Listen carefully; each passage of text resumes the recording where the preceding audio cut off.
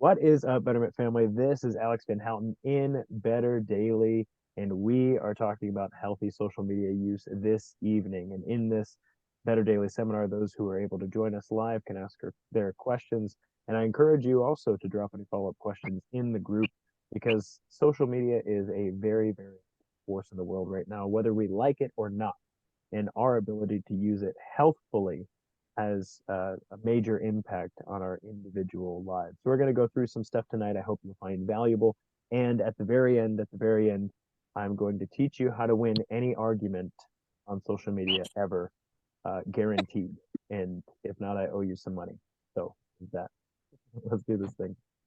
So tonight our agenda is first we're going to talk about what is social media, because it's important to define that, how and why people use social media. We're also going to talk about health considerations around social media because we actually have enough data to talk about the health effects of social media nowadays. We're also going to talk about finding a better way because it actually so happens that much of the world is engaging with social media wrong. And that's not just my opinion, that's the opinion of psychologists, neuroscientists, and psychiatrists everywhere. It might fascinate you to know that even those who run social media companies do not allow their young children ages 12 to 18 to engage with social media because they know how it's working in the background and it's not working for them. So that's a big deal. And then we're going to talk about a healthy future and how to win arguments. Because I think that's important. Sometimes you have something to say, and somebody teach you how to do that in case you need to argue with somebody, and do so in a way that doesn't make you look like a goofball. So let's do this thing. First, you might not recognize this. You might. It depends on what industry you might work in or how much history you care to know. But this is a printing press. Specifically, it's a Gutenberg printing press. And I have this image on the screen because the Gutenberg printing press, at the time that it was invented and at the time it was built, it revolutionized the world. Not just printing, not just the ability to make books and whatnot, but up until this point, many individuals did not own books or couldn't get a hold of a newspaper or something along those lines because it was so expensive for somebody to handwrite everything.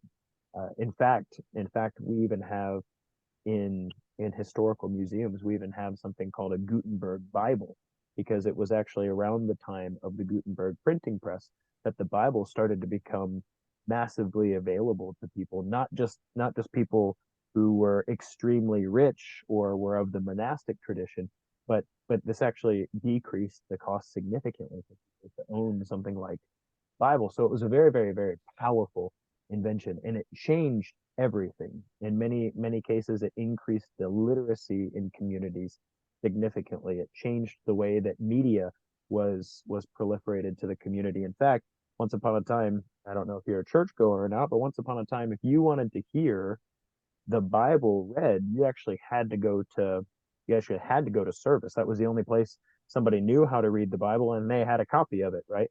But after the Gutenberg printing press, not immediately after, but within the years following, it actually became normal for people to be able to read the Bible or even other important literary pieces at home, and that wasn't something that you could do before. So the Gutenberg printing press was a revolutionary invention. Now there's a few other things that we could highlight here. Things like the washing machine. You might not realize it, but the washing machine was actually a crazy revolutionary invention that changed the way things work at large, not just like how we wash clothes, but it freed up time for people to actually do things differently. The internal combustion engine, you might have driven a car in the last 24 hours and gotten from point A to point B. Imagine if you had to walk or if you had to ride a horse, maybe not knowing anything about horses or having the pasture land required to keep one and all that stuff. But the internal combustion engine revolutionized things.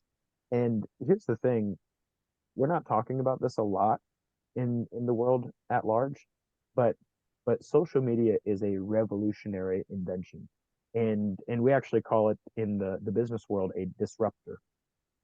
And not just social media. There's many other things that are disruptors, but the the social media space is a disruptor. It's a technological disruptor. It's a social disruptor. It's a business disruptor, and it's a brain disruptor. And something really weird about social media, it doesn't cost you a dime to start engaging with it immediately, right? So social media, what is it? It's any digital technology that allows users to instantly generate and share information with the public. So today I was working out and I had a great workout, and my son, my 4-year old son, he he likes to spend time with me while I'm in the gym, and I like to encourage that. And so I hooked him up with some resistance bands, and he's jumping up and down. And I looked at him and I was like, "Oh, that's really cool and really funny." And so I took a short video, and within 10 minutes, I could have that video uploaded to any of thousands of people connected with on social media. And and like today, that's normal. But 30 years ago, to do that exact same thing, that would require over $10,000 of camera equipment. The internet didn't exist, so you actually had to broadcast that over actually like television broadcast, right? And not only that, but like everything had to be just right. Right now I can use a small, we call this a phone, but it's actually a camera and a computer and a calculator and an internet portal. And so now I can use a very small, not necessarily pricey piece of technology to create a 10-second clip of anything I want, and I can share it into the world. And whoever wants to watch it can watch it. And we've used this to make crazy cat videos, and we've used this to make workout videos, and we've used it to make and share a very, very large number of things. But social media includes a wide variety of websites and apps such as Twitter, and they're focused on sharing links and brief messages and videos and pictures. This is crazy. I say crazy, like it really is crazy. It's crazy that we can do this. And it's crazy that it's normal, as we'll talk about, because when you look at social media use in this is 2021, this has actually increased and changed since 2021 because it's now 2023, but this is the most robust picture I could find of different platforms. But Facebook, TikTok, Twitter, Instagram, LinkedIn, Snapchat, Pinterest, Instagram. I think I said Instagram twice. That's because a lot of people use it. Facebook has 2.94 billion users. TikTok has a billion users. You see that TikTok right there in 2021 was 21%. Now it's right up there with YouTube.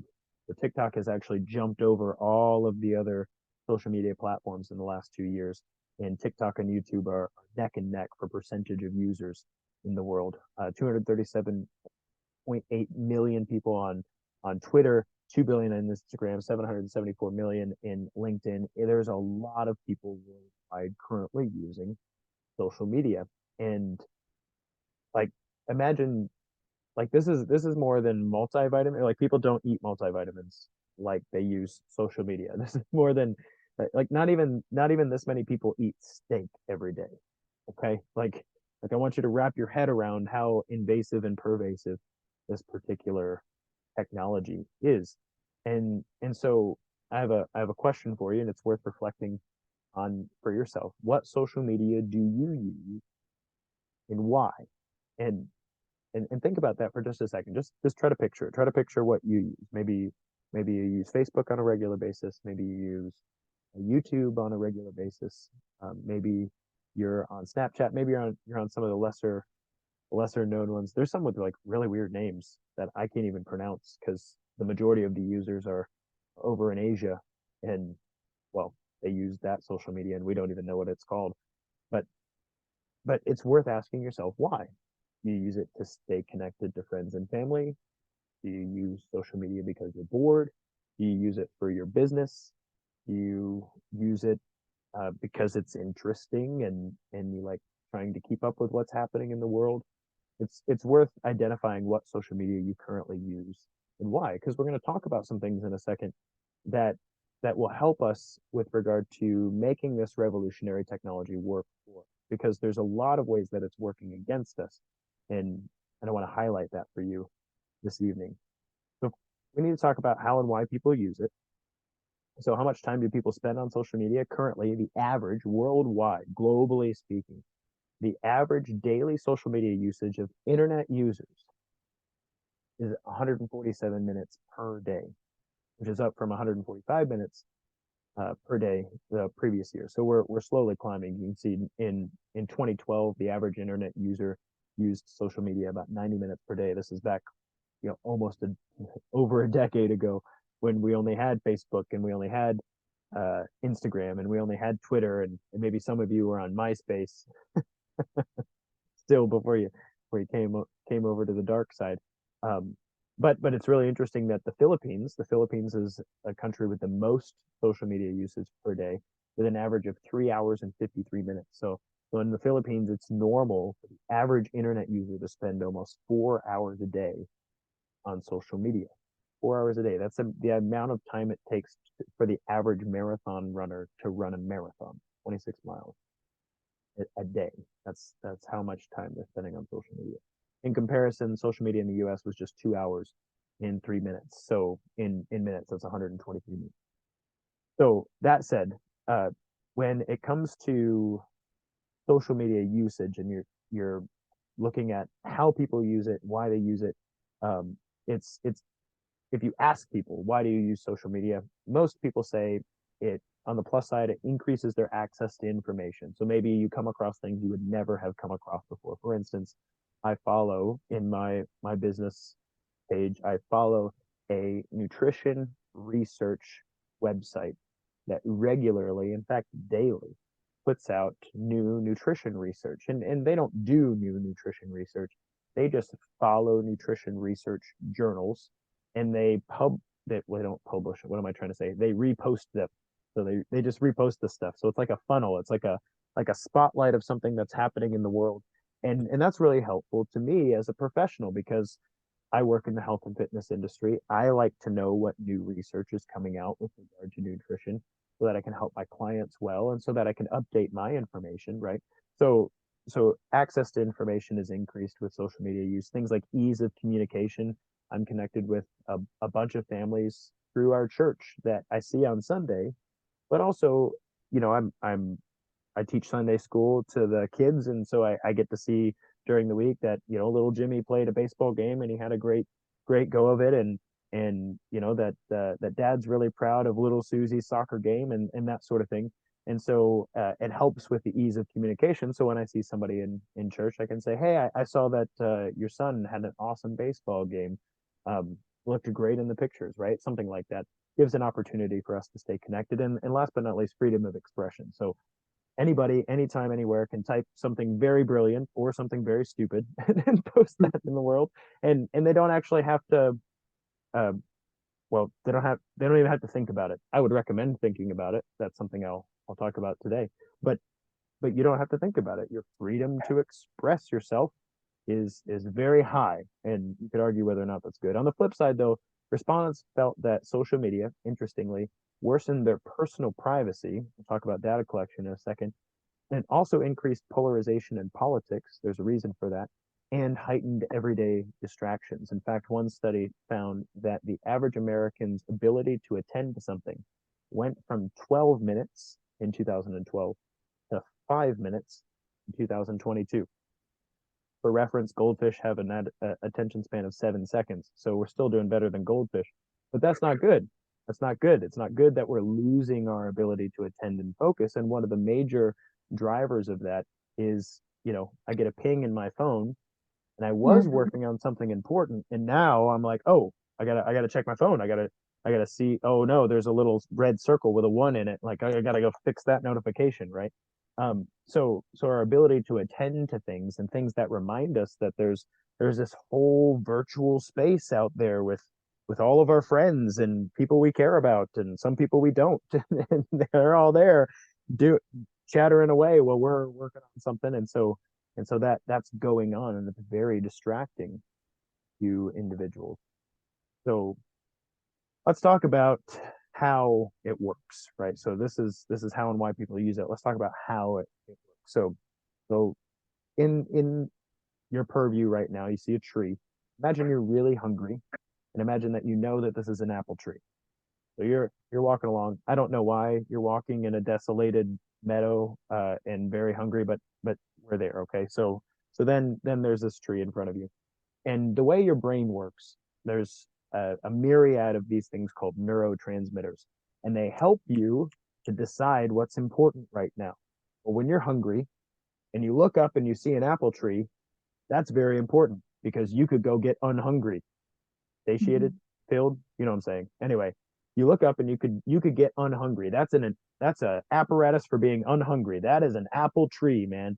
And so you look up and there's this really cool kick in your brain from dopamine. Dopamine is the part of the it's the neurotransmitter in your brain that motivates you to move forward. And it's very satisfying, it's very exciting, it's very interesting. And so you look up and you see this tree and boom, you get a hit of dopamine and you're like, I'm going that way where the apples are. And so you start moving toward, the apple tree. And you look up again, and so the apple tree is a little closer now, and you see apples. And what's really cool is you get another big hit of dopamine. In fact, it's bigger than before.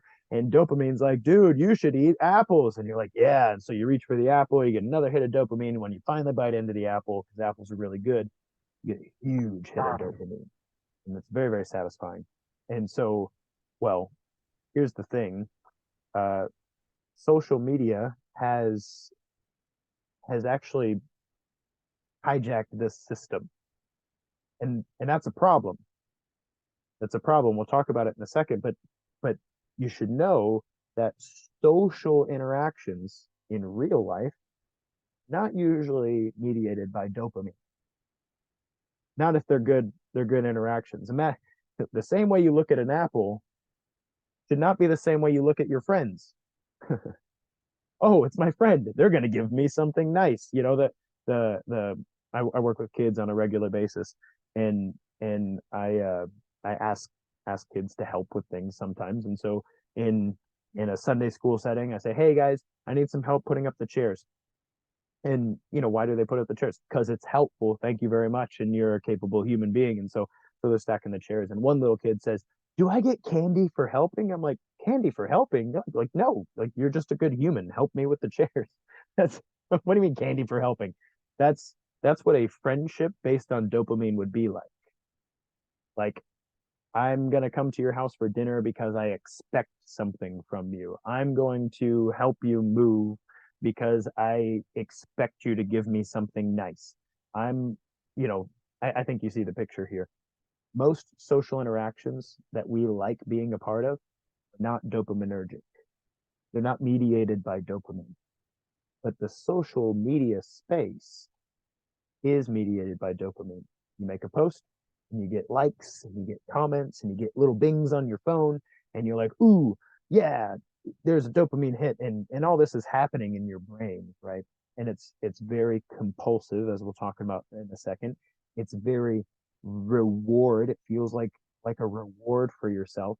And it's very adventurous, right? So Facebook was the first social media platform to do it. If you get on Facebook, you can actually scroll endlessly, like you're on an adventure to discover something interesting. You could just keep scrolling. I don't know if you've ever been there before. You could just keep scrolling. You can just keep scrolling and just keep scrolling, and you'll find something new every time. And some of it's your friends, and some of it's an ad, and some of it is something that Facebook has decided that you might be interested in seeing, right?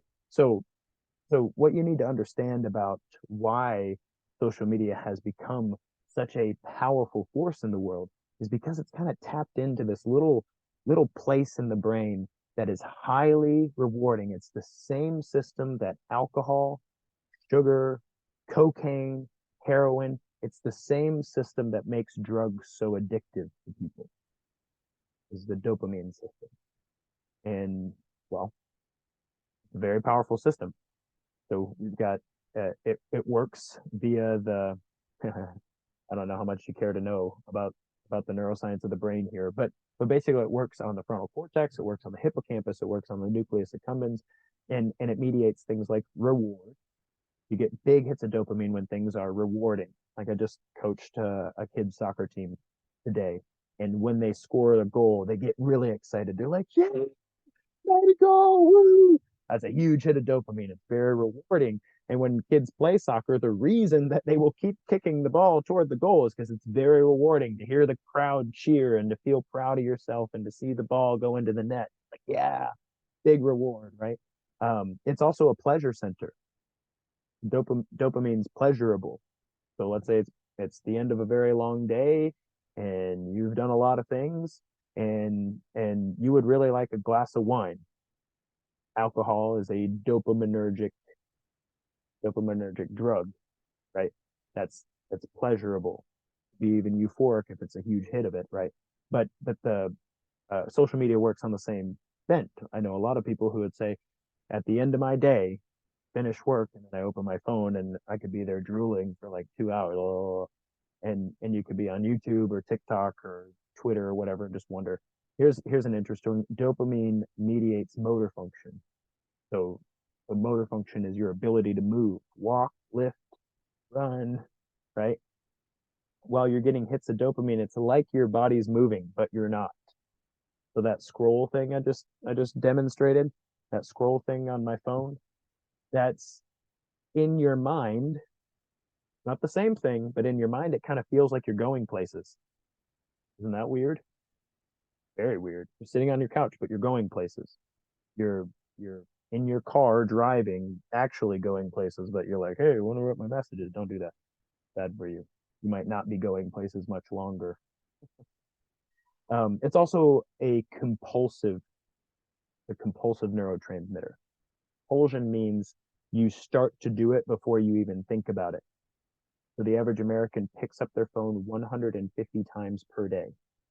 In the time I've sat here with you guys talking about it, I've picked up my phone 3 times. But I'm showing you, I'm trying to make a point. But people pick up their phone 150 times a day. Have you ever been sitting across the table from somebody and you guys are engaged in conversation and then they glance at their phone and they have to pick it up? They didn't even get a buzz. They're not even checking the time. It's just like, I've got to look at my phone. Um, that's a thing. It's compulsive. Dopamine is a compulsive thing, and then it's also about preservation. So this is more tied to the anxiety aspect of social media. We'll speak about in a moment, but when it comes to social interactions that are dopaminergic, we're constantly trying to preserve our reputation, constantly trying not to look like an idiot, which is a really crummy way to have a friendship, right? I I want to be friends with you, but I'm constantly worried about being an idiot. Very anxiety provoking, right? Um, and it's not just social media. So let's say you could just have a website and you could just post whatever you wanted, and maybe people could engage in it, maybe people wouldn't. We used to call that MySpace. That existed once upon a time. But social media has gotten a lot smarter. There are billions of dollars that have been poured into making social media more addictive, more dopaminergic, more attention grabbing, more focused, right? So in 2014, Instagram, the company, this was before Facebook acquired them. Instagram did research into eye movements and attention, right? So I don't know if you stare into people's eyes very often, like I'm staring into yours right now, but their eyes don't stay fixed on a point. It moves around a lot. And around that time, the iPhone, the Apple phones, and then the Android phones also started coming out with what's called a front-facing camera. So if you have one of the newer phones, you have a camera on the back. They also have a camera in the front. And what Instagram was trying to figure out was how to track your attention via the front-facing camera to see what your eyes went to. It's crazy because that's not even like you commenting or liking things. It's just you paying attention. And so the front facing camera research was looking at how long does somebody have to attend to something before it's an indication that they want to see that again. So this was in 2014. That was 9 years ago that Instagram was researching how to track what your eyes were doing so they could show you more of the things that would keep you looking longer, right? So I did this experiment. I'm a 34-year-old male. I did this experiment with my wife to show her. So I took my phone, I deleted Instagram, the app, cleared all the data, and then I opened Instagram. So on my profile, I opened Instagram, and I like Dragon Ball Z, and I like fitness, and I like food, right? And so when I went, I covered the camera and I hit the search button, and then I showed her what it was trying to show me, right? So it tried to show me brisket, and it tried to show me people doing squats, and it tried to show me, it tried to show me, what else did it show me? It tried to show me Goku characters and stuff, and so that's cool. I like that social media feed, but then I uncovered the camera, I closed the app, I reopened the app, and I clicked search, and I started scrolling, and I showed her. I let her watch over my shoulder. I showed her. I started scrolling, and there's squats and there's brisket and there's Goku or whatever. That's the good stuff in life, right? Squats and brisket and Goku. Maybe you have three other things, but that's pretty cool in my world. What it started doing, and she watched it happen over a period of 5 minutes. What it started doing is only showing me women who were squatting with their butt facing the camera. Like it was nuts. Like every other thing was some, I don't know, some poor 20-year-old girl who thought it would be good to post on Instagram a video of her squatting. Why? Well, I'm a dude, and as I'm scrolling, where are my eyes going to be drawn? I'm very happily married. I'm a very faithful human being to my wife. I love her very much with all my heart, soul, mind, and strength. And I don't search this stuff. I showed her, like, deleted the app and showed her. I'm not searching, I don't know, random girls squatting. But what Instagram was doing was tracking my eye movements, and eye movements are involuntary. You have a little control over them, you don't have a lot of control over them, and what you attend to is something that social media wants to show you. And so I have a picture here of a robot hand dancing a marionette, because that's actually one of the things that's happening from a social media perspective with some of these social media companies, is that they're using your front facing camera in order to track what you're attending to. As far as I understand it, Instagram does it, TikTok does it, Twitter does it, and Facebook does it. I'm sure there are others, but those are the four that I know of. There's also a location functionality. I don't know if you've ever seen this before or not, but maybe you went to a function and then you opened your social media later and it started suggesting connections with the people that you just saw. Wow, isn't that convenient? And that's because your device and their device were relatively close together, and so your social media kind of talked to that and was like, hey, you guys aren't friends yet, you should be friends. Hey, you guys aren't followers yet, you should be followers. You guys aren't connected yet, you should be connected. That's not a big deal, except it also will start showing you things that they're interested in. So whatever they bought on Amazon, you're going to start seeing ads on Amazon for that, and vice versa, which is kind of creepy if you ask me. But there you go. That's the inter-app communication. That's number 4. That's inter-app between your apps on your device, or interact between your friend's device and your device. There might be things that you never even searched or never even talked about or never even cared to look for, but there it is being advertised to you because your friend's interested in them, and chances are you might be as well. And last but not least is engagement and preferences. This is actually the part that makes the most sense to people. When you like things or you comment on things or you click on things, those things are all tracked, and so you're shown those things. Um, so this makes this whole space really saturated with mm, attention deficit dopaminergic interactions, right? The interaction with an apple rather than actual humans. And I don't know about you, but I don't want my personal interactions with human beings to be like my personal interaction with an apple when I'm hungry. That makes sense? And well, that's not just my opinion. We're actually finding that there are effects, when you're spending 2 or more hours a day in front of a screen engaging with this very powerful technology, there are actually health effects that are starting to show up now as well. So things like depression and anxiety, these have been linked to social media use. I don't know if you guys went through COVID-19 or not, and maybe spent a little more time with social media than you did before, but you might have noticed the overwhelming feeling that the world was coming to an end, or at least everything was crashing down in a negative way.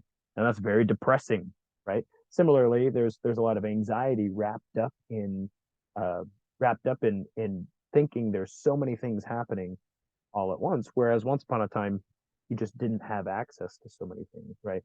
But similarly, this is affecting young people disproportionately. I think the average middle schooler is using social media 8 hours a day. Average middle schooler, seventh grade, average middle schooler is using social media 8 minutes, or excuse me, 8 minutes, 8 hours a day compared to 2 hours for the internet using adults. But it also turns out that dopamine, if you remember, dopamine is the same thing that happens when you go for a walk, right? It helps with motor function. Well, you're getting dopamine doing the scrolling thing, not going for a walk, right? And it was Dr. Andrew Huberman on the Huberman podcast recently who said, "Hey, we have a dopamine problem, but it's not dopamine itself. It's that we have an increase of dopamine in the brain along with a decreased physical and mental effort. That's the real problem." And according to Dr. Huberman, and he's interviewed quite a few people, and he's a neuroscientist himself. He researches these things in his lab. It's actually getting so much dopamine for so little effort that's depressing. Things feel meaningless. That's what a teenager would tell you. I'm really having a meaning crisis. I'm struggling with what things mean, and it's like, well, I mean, if all your dopamine's coming from social media, then no wonder you have a meaning crisis.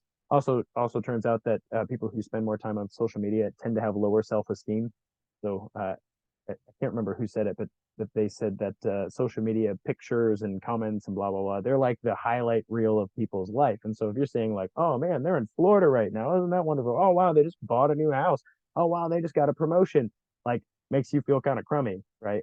Although that's just a snapshot of their life. It's not a real picture of everything that's going on. And so there's this thing that happens where you start thinking that your life is subpar. Now you might not compare like that, but this is happening in the world.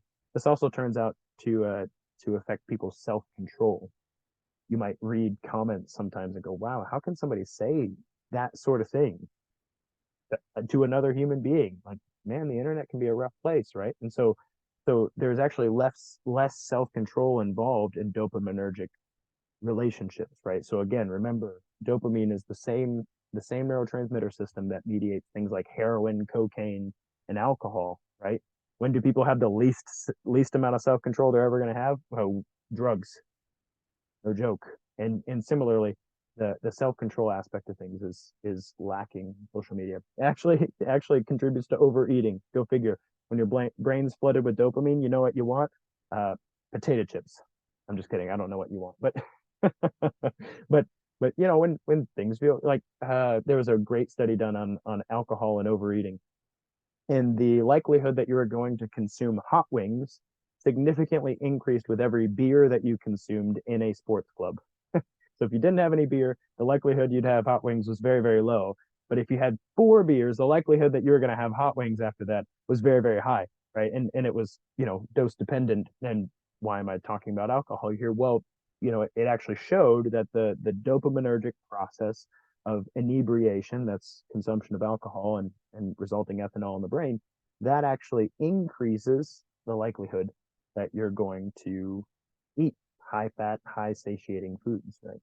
Um, and there's also some research around PTSD with regard to social media. So there are individuals who are literally taking the virtual space and making it real in their own minds.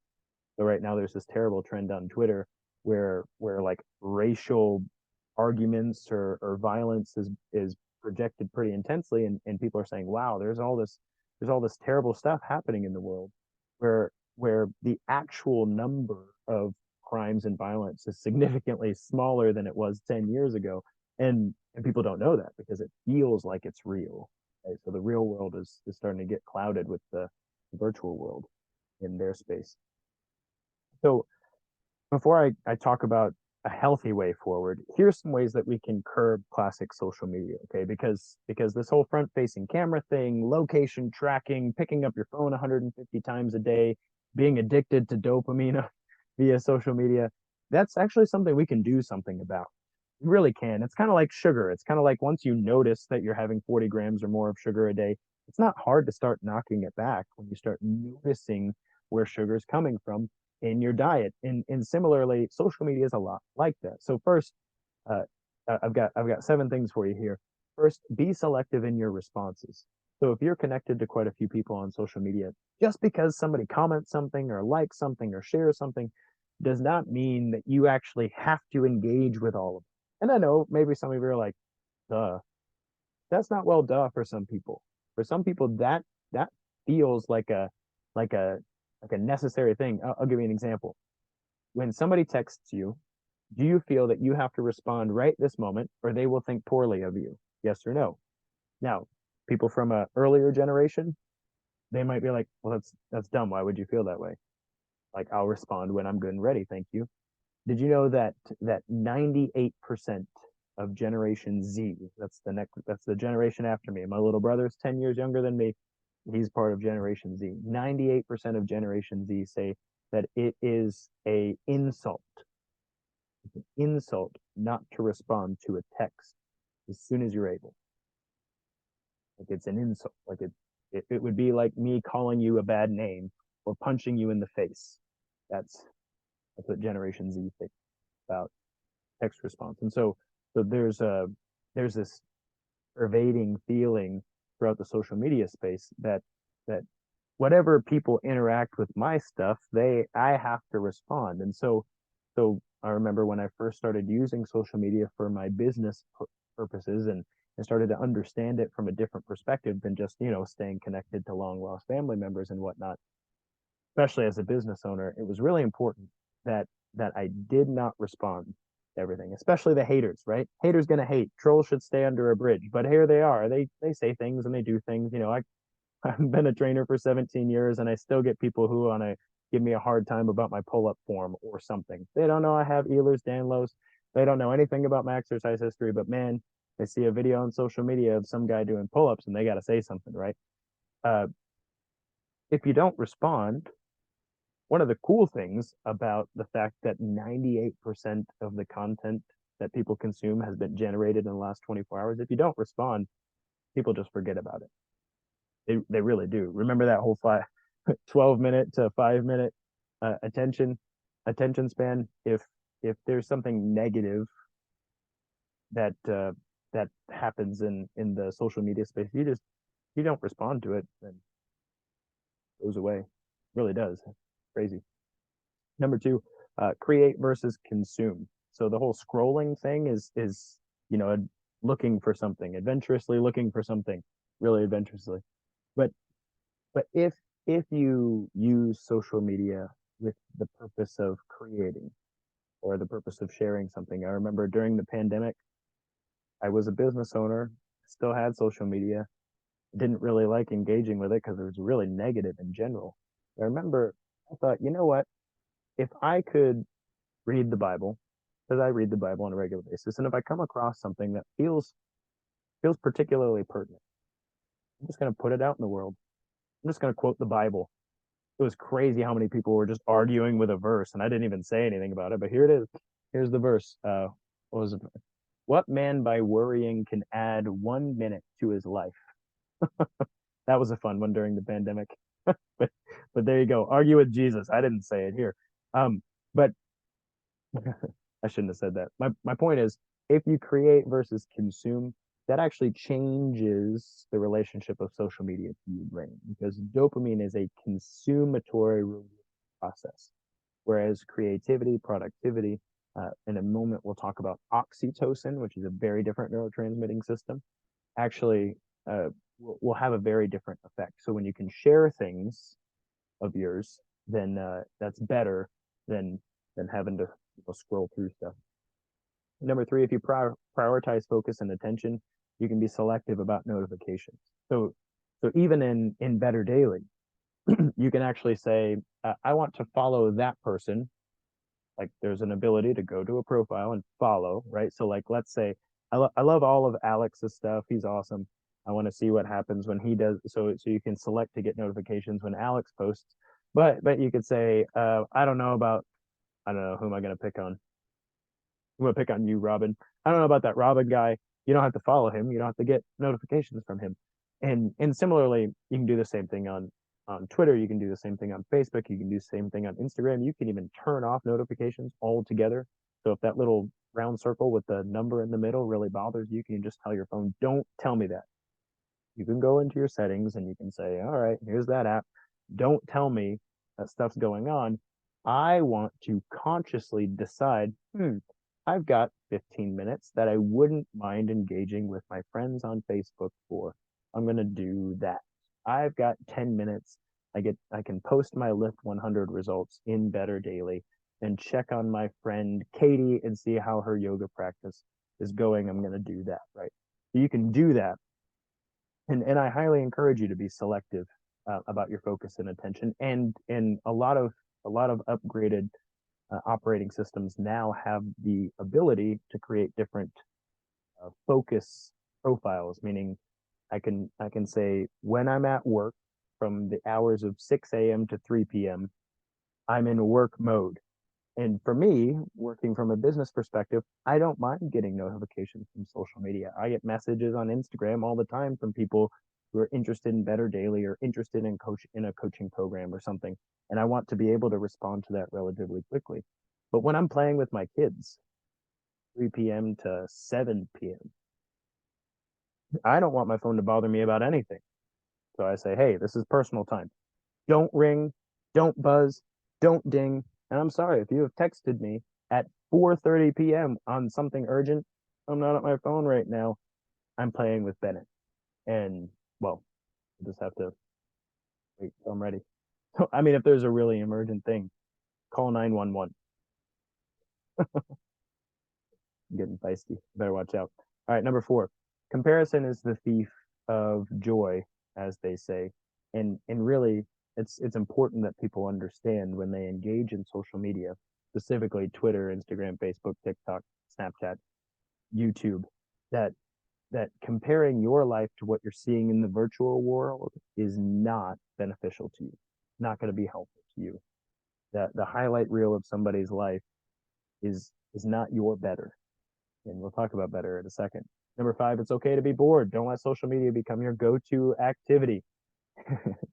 Again, I might be speaking to the younger generation here, but but I often, you see this in the background here, these friends sitting around at coffee, but they're not actually engaged with each other. They have their phone in their face right now.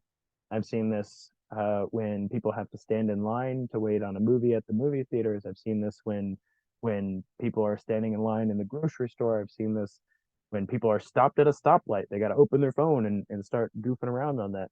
You know when like the best ideas happen when you're bored, when you have nothing better to do and your brain gets to space out for a second. You remember that? You remember being able to space out? I used to joke with a friend of mine. I said, you know how I learned chemistry? Reading a shampoo bottle on the toilet. Now everybody's got their phone out and no more shampoo bottles. But man, like you could read some ingredients lists on that, man. And jokes aside, it's okay to be bored. It's okay to not have something to do in this moment. I know there's an infinite world of social interaction happening in the virtual space. It's okay to be bored. It really is. And it's probably good for your brain to get a little reset or a little dopamine break. Number 6, drink in reality. Uh, it's crazy to say this, but airplane mode's your friend. You can actually do that. You can turn on airplane mode. I've done it before. Boom. See that?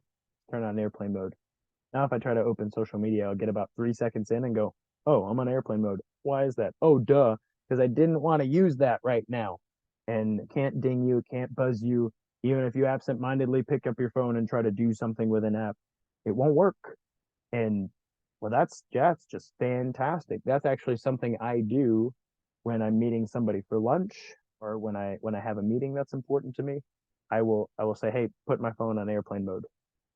And there we go. Now I'm yours. And that's not a problem. That's good. It's a good thing. I do it when I'm around my kids. Very important to me that they have my full time and attention in those moments. And I have teenagers I work with for like Sunday school with kiddos and stuff, and I will say uh, put your phone in airplane mode. We have 1 hour, 1 hour and 15 minutes with these kids. I don't want to see your phone out. Put it in airplane mode. That way you're not tempted. And so they do, and boom, there you go. Number seven, here's a challenge. Can you spend more time on your better each day than you do on social media? For some of you, this is not a problem. For some of you, lifting for 20 minutes a day is a big commitment. But if you open your phone and you ask where you're using your time, you'll find that you have an hour and a half of time every single day that you're spending in front of social media. And that means you could lift longer. Urgh! You really could. And so I want to challenge you, whether it's taking a nap or going for a walk or planning better meals or any of those things.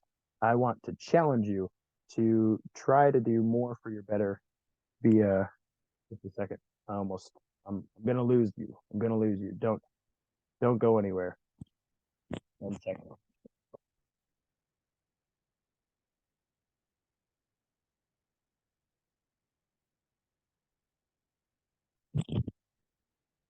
All right, I'm back. Had a low battery. All right. So I know I've been saying a lot of things. I'm gonna stop in a second and let you ask your questions. But here's why. Here's why social media that here's why we even have to talk about how to make social media help because social interactions are not dopamine driven in real life. They're not. They are driven by a neurotransmitter called oxytocin. Social interactions driven by oxytocin in real life. Oxytocin is this really cool neurotransmitter that you get a hit of when you give or receive a hug.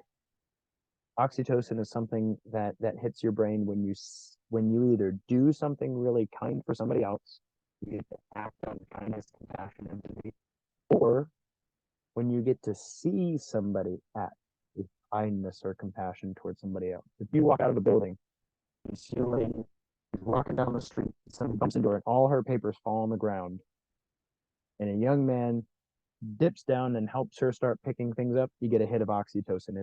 It's almost like, wow, isn't humanity awesome?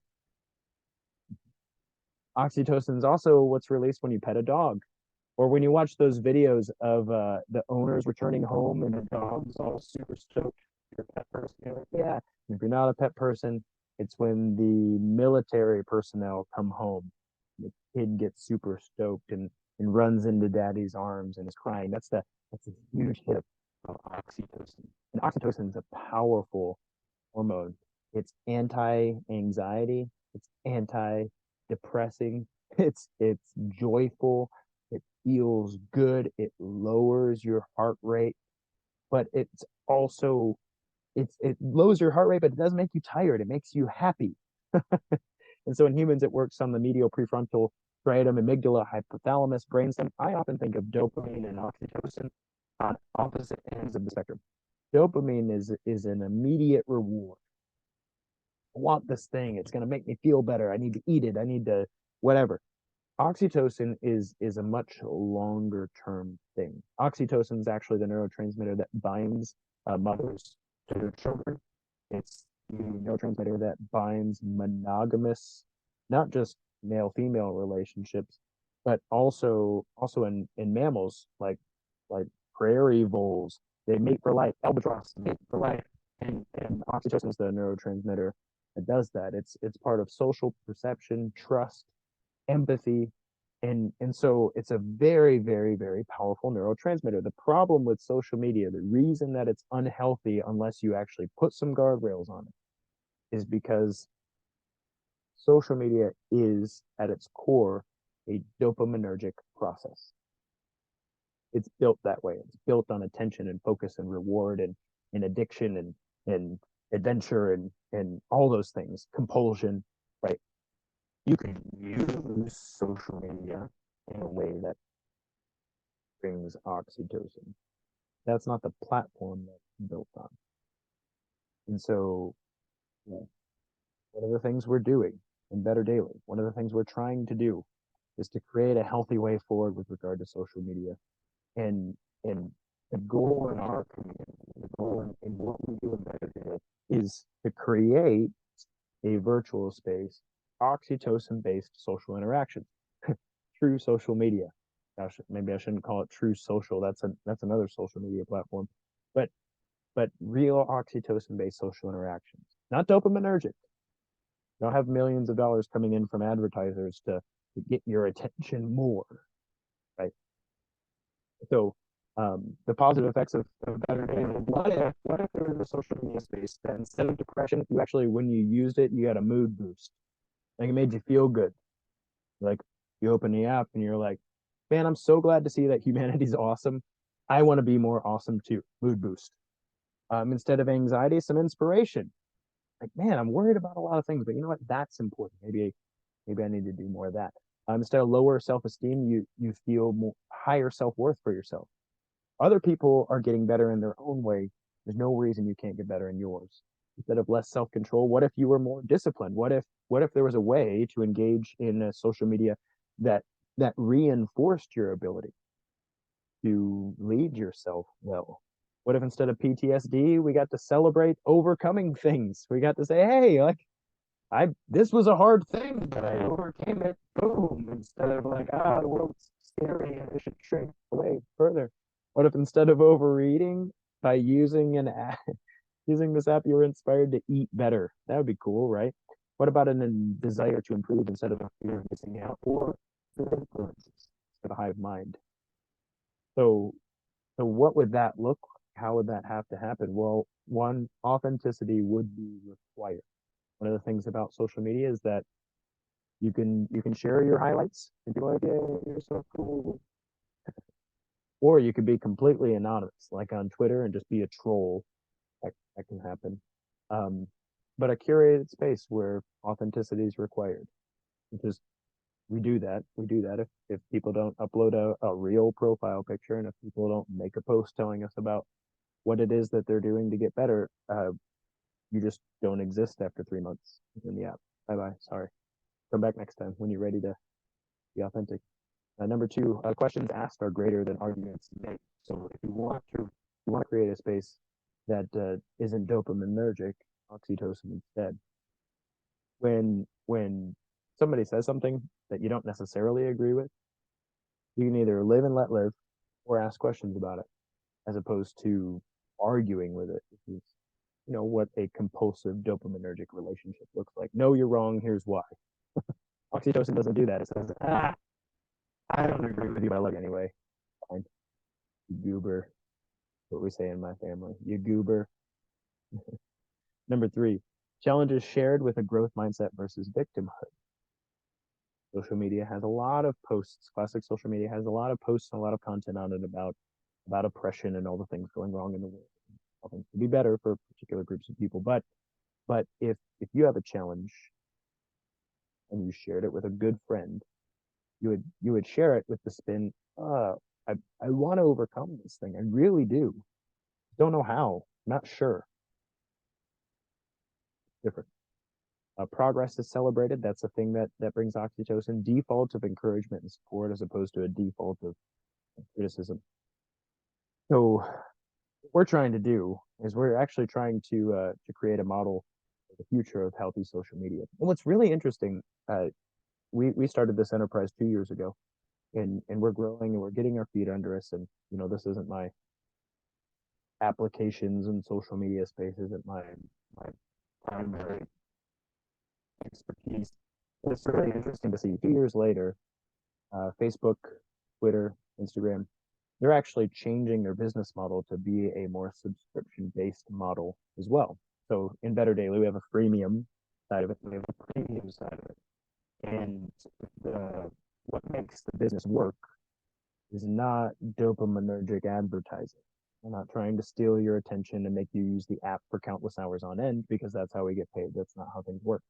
Um, Better Daily sticks around because people support it and they want to be better and they want the work of Better Daily to continue for other people. And so it's kind of a pay it forward model, if you want to think of it that way. And a lot of social media companies are now transitioning further from the advertising model, and they're trying to do the same thing. Like Twitter's creating its own subscription model. Facebook's creating its own subscription model. Instagram's creating its own subscription model. I don't know jack about TikTok, and I'm scared to open it. And YouTube as well. YouTube has a paid subscription model, and they're trying to move in that direction. Why? Because the world's starting to notice that the dopaminergic social space is not beneficial overall. And I'm not saying everybody notices that. I'm just saying the people who are thinking are noticing that. So I promised you a way to win arguments guaranteed. So here's what it looks like. I put this on Twitter not that long ago. Kind of fun to see what people had to say about it. And maybe you don't argue on social media, maybe you do. But here are two ways that you can definitely win any argument without looking like a guru. So step one, step one. So there's two methods. Step one, stay calm and remind those with whom you disagree that their continual engagement and attention only boosts your content and comments on the platform. The more they respond, the more other folks will see it. And their continual rage against you is helping to spread your message. Keep your responses cordial. You don't want to look like a jerk. You got to keep the high road and above reproach, and you'll boost your visibility across both you and their connections. This is true. This is true. So Twitter, especially, uh, when something bothers somebody and they spend more time on it, that actually spreads it around more. It's very interesting. I think that's very interesting. And so negative comments and arguments are actually beneficial. I think it was Donald Trump who said no press is bad press. Something like that, or bad press is good press, or something. I don't know what he said. Anyway, the point is more exposure was better, and it's really fun if somebody's arguing with you just to remind them, hey, every time you comment on this actually makes it spread more. So if I'm really bothering you, just stop, and then you can move on. And then step two, you can invite those motivated to continue in good faith discussions via a private message, where productive discourse may actually occur with an intelligent back and forth and away from the temptation to type foolish things for the crowd. So I've said to people, hey, I'm not going to engage in this argument with you. In fact, you just being angry at me is making my stuff spread further. So if that's bothering you, you might want to stop. But if you do want to make your point, I'll be happy to engage with you in a message. And most of the time, people won't message because it's like a grandstanding. But you can do this, and it works. It works every time. Doesn't matter how smart or dumb or whatever people are. And number two, this is my favorite. This is my favorite. Step one, realize that life is way too short for arguing with folks that you barely know. That literally no one you've ever met has overcome their own confirmation bias via social media post or comment, no matter how good humored, well meaning, or brilliantly reasoned. What I'm saying is you you will never, ever, ever, ever, ever convince somebody who disagrees with you. You'll never convince them via social media argument to come to your way of thinking. You gotta realize that. You gotta realize that. And think about your own beliefs, like the things that really matter to you. Is somebody going to convince you because of a social media post? Probably not. No matter how well worded, no matter what words they use, no matter their argument or logic, probably not going to change your attitude or belief. Step two, go do something better instead, please. Deadlifts, pull-ups, throwing children in the air and catching them, tending your garden, home, your spouse, extra work on your business, a 10-minute power nap, a quick run or hike, a chapter in a book, literally anything. Anything is worth more or worth your life energy more than spewing negativity into a virtual world, increasing attention to YouTube platforms, via malice, pandering, and anxiety mom. So I posted this during the pandemic. Some people liked it, some people didn't. People who didn't like it boosted my algorithm, so that was great. This will help you win any argument. This is the formula. I'd love to hear it, but this is a very, very good two different methods, two steps to each one formula for winning arguments, social media. So, guys, thank you so much for joining me for this seminar on healthy social media use. I would love, I'm going to stop recording in a second and take questions from anybody present, but I would love to hear from you. How are you curbing your social media, your classic social media way of doing things? And two, what do you think about this difference between dopamine-driven relationships that aren't real and oxytocin-driven virtual space relationships? I'd love to hear your thoughts. Guys, this has been Alex VanHouten in Better Daily. live. Thank you for joining me this evening. What's